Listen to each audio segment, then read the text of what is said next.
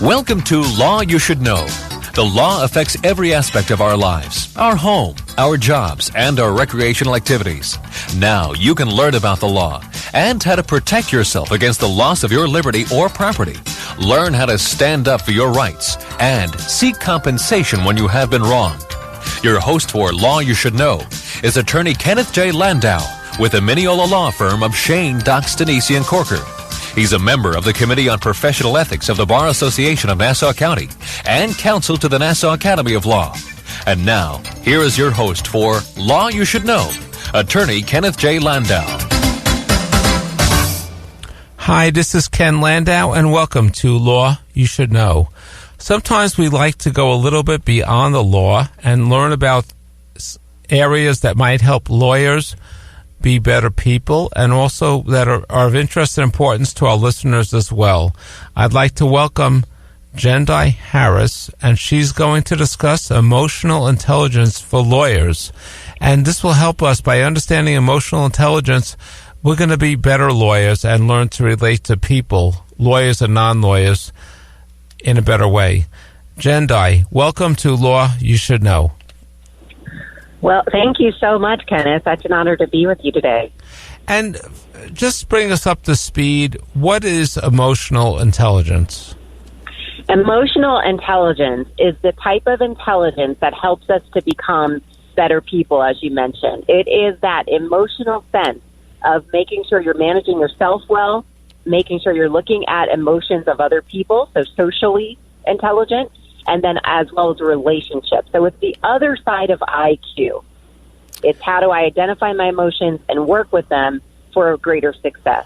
So really for a lawyer and probably for any other professionals, it's not enough to have a high IQ, and perhaps it's not true the higher the better, but emotional intelligence is a very important skill as well.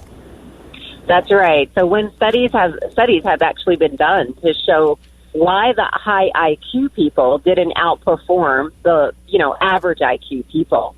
And the difference was most of success was predicted based on emotional intelligence, not intellectual intelligence. Is this a very important skill for people in certain fields besides lawyers?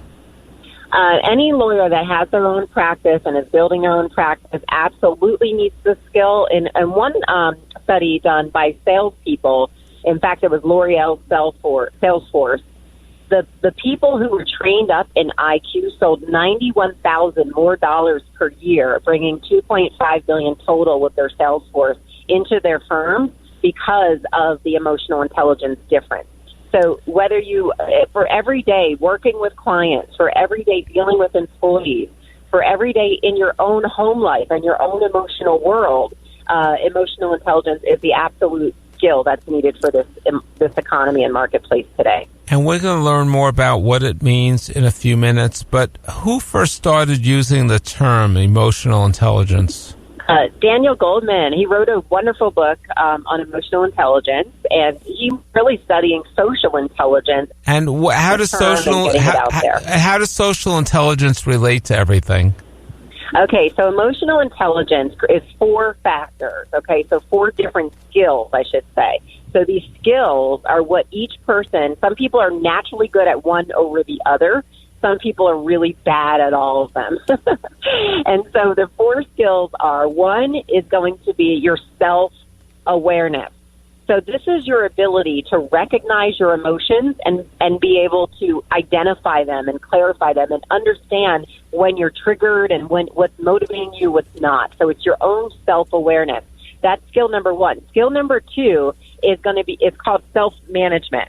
So self-management is when you are able to take that awareness, the self-awareness, and now you put it to work. You're able to say, you know what, I'm feeling some kind of way. I'm feeling upset about this client or whatever this case is. And then you can take that home and actually deal with it and really get to a place where you can be neutral in that client experience or conversation. And this is from self-management. Or, in simple, practical terms, let's say you just don't feel like, you should cook your own dinner but you don't feel like it, or you know you should go to the gym, but you don't feel like it. It's identifying that and being able to turn it into positive self-management, which is acting in your best self-interest of yourself and others. The third skill is social awareness. Now, social awareness is those situations where you know this if you're married, right? You've been in a situation with your spouse, and your spouse, you know something's off with them, and you identify it, okay? Or in the workplace, you're in a meeting and you're talking, and you can see the effects on the employee are maybe not necessarily positive. Now, some people can see this. Other people have no social awareness at all. Social awareness is the ability to tap into how somebody else is feeling within that context. So just tapping into maybe how other people will perceive, how other people will feel, and knowing that if they're okay, not okay, and how to address that. So that's the social awareness and tapping into others. And the fourth skill is relationship management. So with these four skills, and relationship management is basically the concept of, there's every relationship, even with your employees, needs something, right? As an employer, you need them to be dependable. You need them to have skills. You need them to be loyal to some degree, right? To stay there and work together and use the training dollars you're investing in them. And then you also, the employee needs from you a dependable paycheck. They need to be paid. They need to know they're okay, they're safe, that you are you're supporting their best interest. They may need professional development or patience from you, or whatever that looks like. And so you have your employee, or you and your spouse, or you and your child, and each of you has certain needs as individuals. But then you also have the relationship needs itself. So the relationship has needs itself, such as trust, such as loyalty, such as honesty. Okay, so there's different needs in relationship, and that's what I mean by relationship management. All together, these four skills represent what emotional intelligence is for lawyers and others. And you mentioned this is an important sales skill, but also important in management and moving up the management ladder. Sometimes it's looked at as being a team player, being aware of themselves and aware of the needs of others.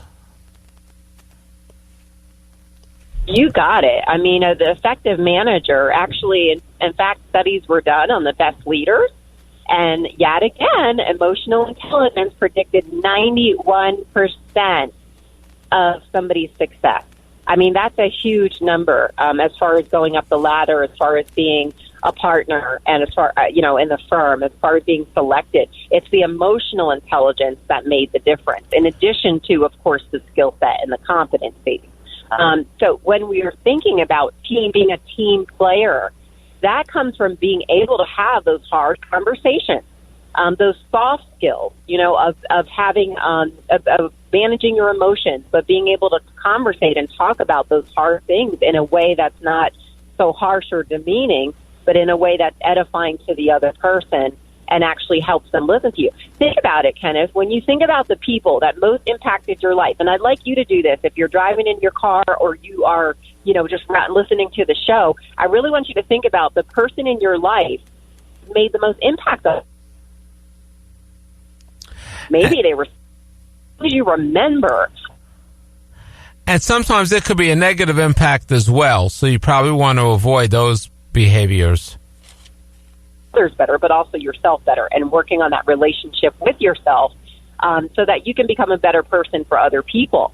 And people remember you based on how well you treated them, how kind you were, how supportive you were, how much you believed in them, and how much they believed in you. Those are the people that make a lasting impression. And so what can lawyers do to improve their emotional intelligence?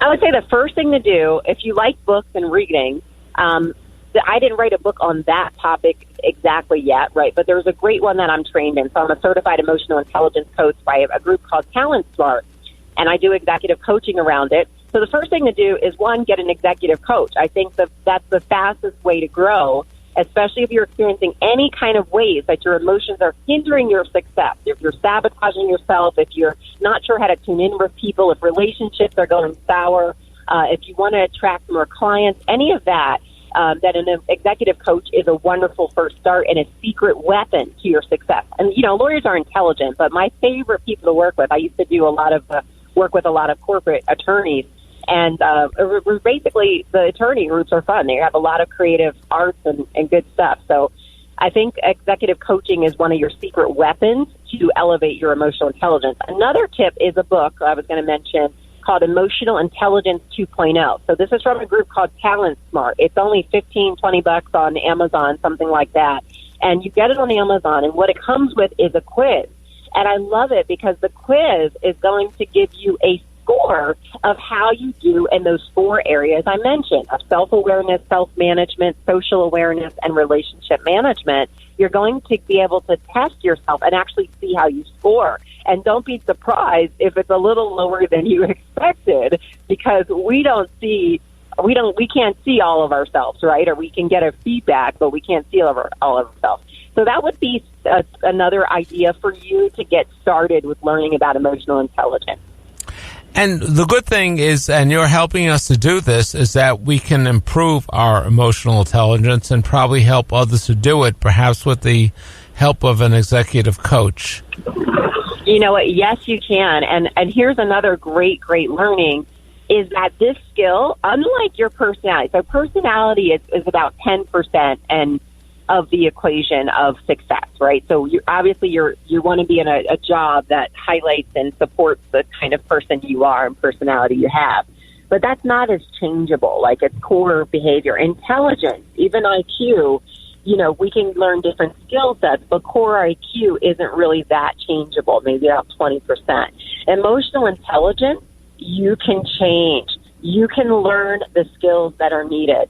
So you'll see increases as you work on these skills. And I love that little book I mentioned, Emotional Intelligence 2.0, because you can actually see the changes that are going to take place in yourself. So you work on the skills. It gives you many tips of what to do. For example, if you need to grow in self-awareness, it's really tuning into that. So, and go people watching. Really look at people having conversations is one little tip to help you improve your social awareness. Ask people how they thought or what they think or how they're feeling. There's sometimes can be uncomfortable, but asking how you're feeling can help you tap into what's really going on, especially when there's a poker face situation. And even if you're working with your staff or colleagues, you can always ask them how they're feeling or what do they think about something, and that will give you some read on it. We have to take a short break now. When we return with Jendayi Harris, I'd like to talk about how everyone out there can improve those 4 aspects of emotional intelligence. You're listening to Law You Should Know here on 90.3 WHPC, the voice of Nassau Community College, and also over the internet at nccradio.org. We'll be back in a moment. This program is brought to you by Nassau Community College, which offers a paralegal studies program. Students can major in paralegal studies while earning their associate's degree, or earn a paralegal certificate if they already have a college degree. These programs can even help you start a second career as a paralegal. It's a program for anyone who wants to work in a law office assisting lawyers, the government, or a position in an insurance company. More information about full-time, part-time, days, evenings, weekends, or online courses is available by calling 516-572-7774 or by email at paralegal@ncc.edu.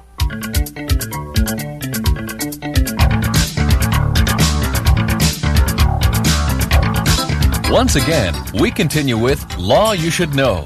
From the Mineola Law Firm of Shane, Dox, Denise, Corker, and Sauer, here is attorney Kenneth J. Landau. Hi, this is Ken Landau, and welcome back to Law You Should Know. If you've missed any part of this show or you want to hear it again or let others know about it, just tell them you can go to the free podcast at nccradio.org. We're talking with Jendayi Harris, and she's helping us learn about emotional intelligence for lawyers and others. And Jendayi, you mentioned what the 4 areas of it were, and perhaps in the next few minutes you can give us some tips on how we can improve our emotional intelligence in those areas. Yeah, absolutely, Kenneth. Thank you. So, we have talked about the 4 tests. I'll repeat again in case you're just joining again. The first one is for emotional intelligence. So what emotional intelligence is just, again, that ability to perceive and manage emotions, and that part of us that's social. So the 4 skills are: 1 is self-awareness, 2 is self-management, 3 is social awareness, and 4 is relationship management. And so a couple tips for you, too, especially with self-awareness. So we're looking at just one of the 4 skills. Self-awareness, just learning how not to judge your emotions. Sometimes people judge or are overly critical that they feel a certain way, and they may be embarrassed about how they feel, but putting a name to the feeling is super helpful. So most people have a range of around 10 emotions that they may feel, but do you know there's over 34,000 emotions?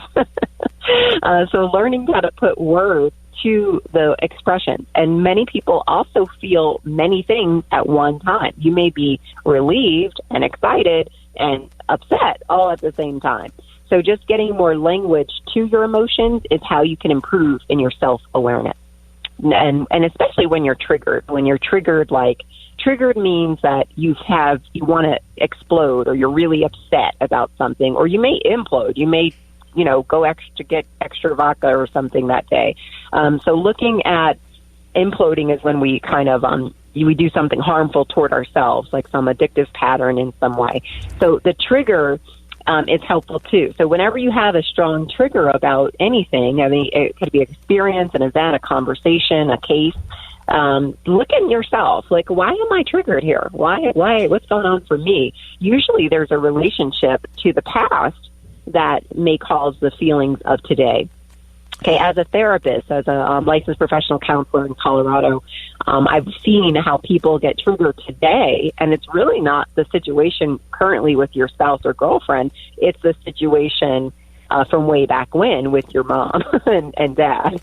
So it's pretty fascinating how emotions stay trapped inside of us until they're healed. And when we're having explosions or overreactions or implosions, that's an indication that we need more self-awareness and growth.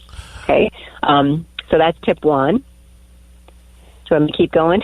Sure, go ahead. Okay, sure. Okay, so skill 2, to grow in self-management, are things like really practicing managing those emotions. So when you are triggered, or when you do identify an emotion, especially a negative one, taking some time to journal it out, talk it out, like really being intentional with resolving the emotion that may be a negative one. Or even celebrating a positive one. Some people don't celebrate themselves enough. So taking that time to really work with the emotion. 3, so skill 3, social awareness, I mentioned the tip already, which was like, going to a park and just looking at people, doing more people watching. And you're in New York, take a trip down to Central Park and visit that, or the local park there at the community, at the college. So try those things. Or just also, watching television, we do it all the time, but tapping into trying to foresee what somebody may be feeling. And there's many, many tips out there, too, for that.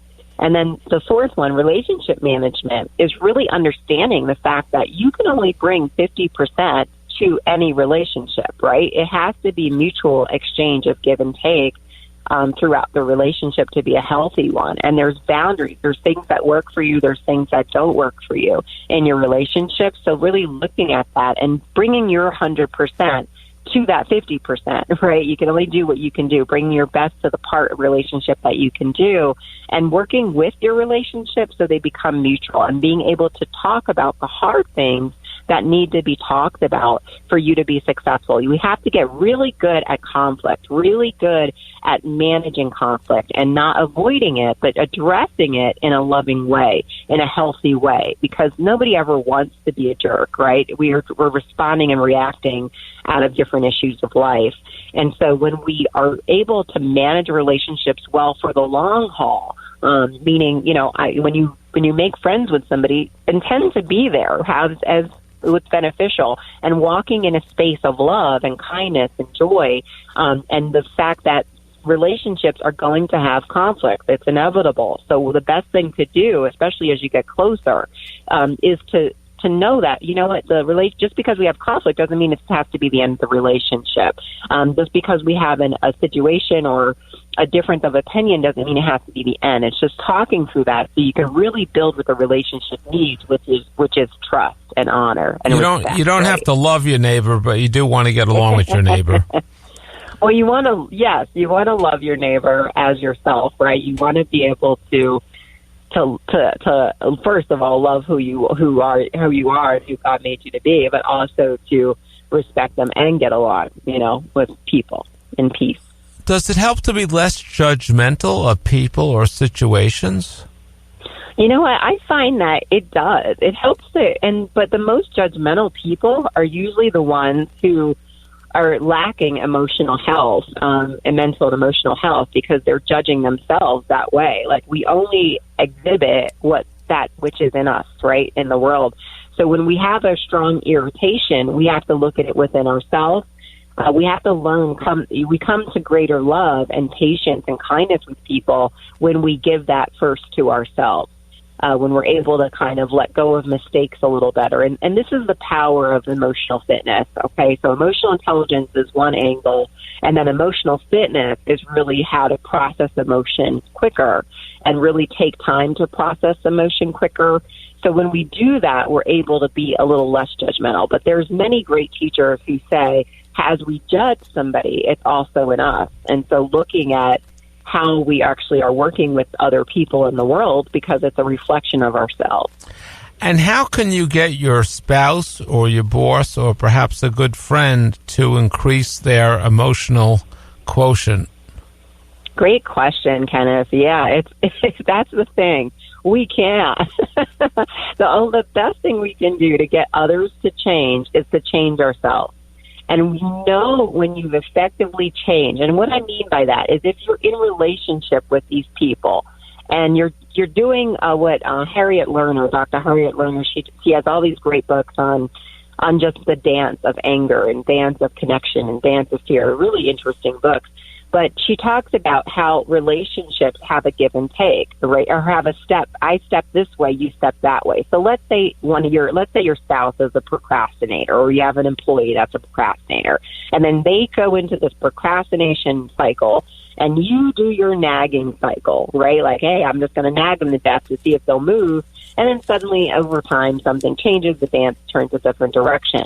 But we want to be very conscious of how we're contributing, right? So if you're in a relationship and the other person's arguing all the time, stop arguing, all right? Stop playing into the argument. And then you stop playing into poor emotional responses and start doing something different. And eventually they're going to have to do something different because now they look like the crazy one. And maybe does it help to stay away from their triggers, the topics that trigger an argument? It would be if you know it's a trigger, absolutely. But sometimes you have to discuss stuff that they may not want to discuss, right? So if that's the case, and it's obviously helpful not to trigger someone intentionally, but it's also helpful to get a new angle on something, like take that trigger. If you know it triggers them, you have to be a little bit more sensitive in your approach. And that's part of that social awareness and relationship management. And you mentioned nagging a few minutes ago. Does that reduce your social intelligence, or that helps it? I think it just depends. I mean, of course, we need people to be accountable and hold people accountable. But when we're nagging, it's almost like we might as well do it ourselves, right? Like whatever you're nagging about is really annoying you. So then, therefore, we need to increase our emotional intelligence and our self-management of whatever's irritating us, causing us to nag, if that makes sense. Okay, we just have a few more minutes left in the program. Is there anything else you want to add about getting a spouse or boss to increase their emotional intelligence? Yeah, the best way to do it is by increasing your own and then having a conversation. So if your boss or spouse is triggering you to negativity or negative emotions, you want to be able to sit down and have a good heart-to-heart with them. And that heart-to-heart sounds like I've had to have one with my bosses in the past. There was a time I was triggered by my boss. I had to sit down and say, listen, here's where I was wrong, here's what I need, and making clear requests.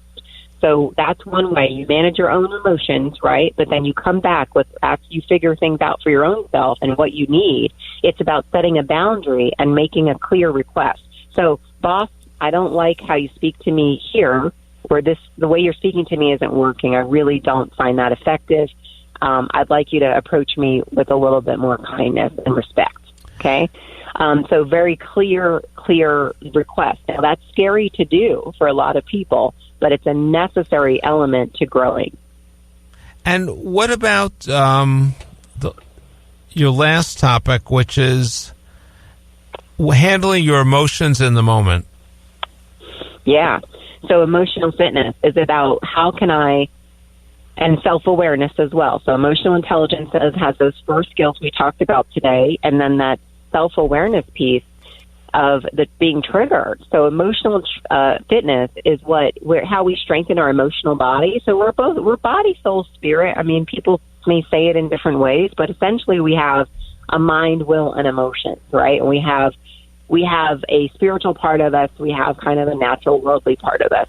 So it's really looking at how we can nurture and heal the wounds on our emotional soul. So many of us have situations, we've been hurt, we've been betrayed. We have the situations that have happened in life where they may be kind of just like you can have on the physical body, a wound or a scar. The emotional fitness is like, how do I take that emotional wound or scar and begin to heal? So heartbreaks, those kinds of things. Begin to heal so you can keep your heart open and love better for the next time around and be more discerning and aware of positive relationship strengths the next time around. So that's what emotional fitness is. And when you have a trigger, we have to process our emotions. Otherwise, emotions are information. They don't just go away. So we need to make sure we heed the information the emotion is trying to tell us, such as, if it's a bad breakup, maybe it's, what can I do differently? How can I approach the relationship? What didn't I know before that I know today? So really processing that through journaling, through talking it out, through a therapist, through a coach, through really looking at your past experiences, all of these things. And Jendayi, unfortunately, we're running out of time here, but tell us about your website and how others can get more information about emotional intelligence. Yeah, no problem. I hope you enjoyed this. It was basically emotionalfitnesstrainer.com, emotionalfitnesstrainer.com. If you need anything on the site, there's a contact. Feel free to contact me. And there's also some great insights. There's a business case for emotional intelligence in case your office wants a training in emotional intelligence. You're welcome to call. And there's the phone number and everything on there. So emotionalfitnesstrainer.com.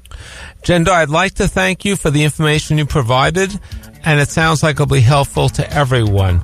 You're listening to Law You Should Know, and remember, you can hear this all again by listening to the podcast at nccradio.org.